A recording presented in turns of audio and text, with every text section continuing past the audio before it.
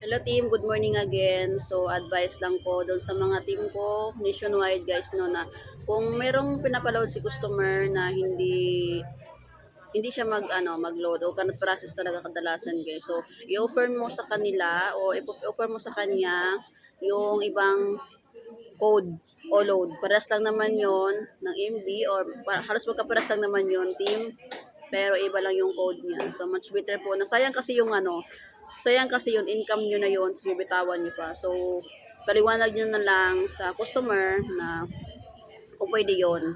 Kung okay lang sa kanya, no.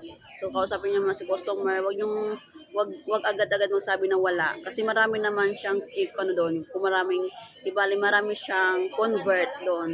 Halimbawa doon sa all data 99, so wala siyang ganon. Minsan kasi, yan is nagkakanat process. So, meron po talaga ngayon is all data 50, meron yon. Pero yung all data 99, kadalasan nagkakanat process siya. So, much better po na i-alok mo kay customer is yung Giga 99 or all data 50 kung okay lang. So, gawa tayo ng paraan hapon paano maludan si customer. Sayang kasi yung income na imbis na kita mo na mapunta pa sa iba.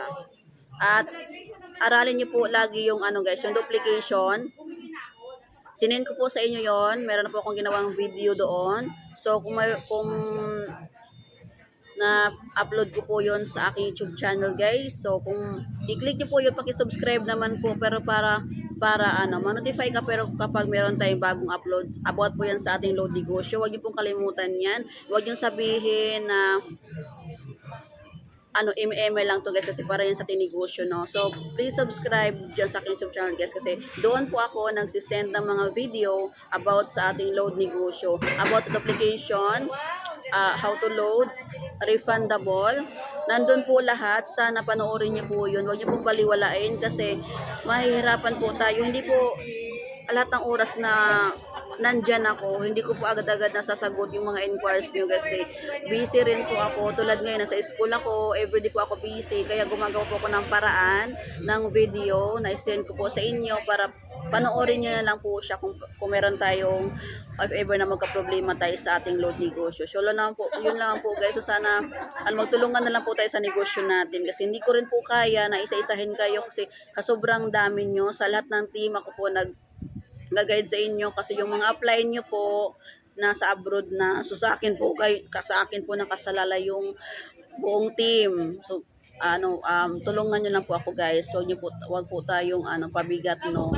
Magtulong-tulungan po tayo sa ating load negosyo. So lang po guys, again, sa mga napapanood sa aking video dyan sa ating GC, panoorin nyo po, subscribe po kayo sa aking YouTube channel para mapanood nyo po lahat ng ating video about sa ating load negosyo.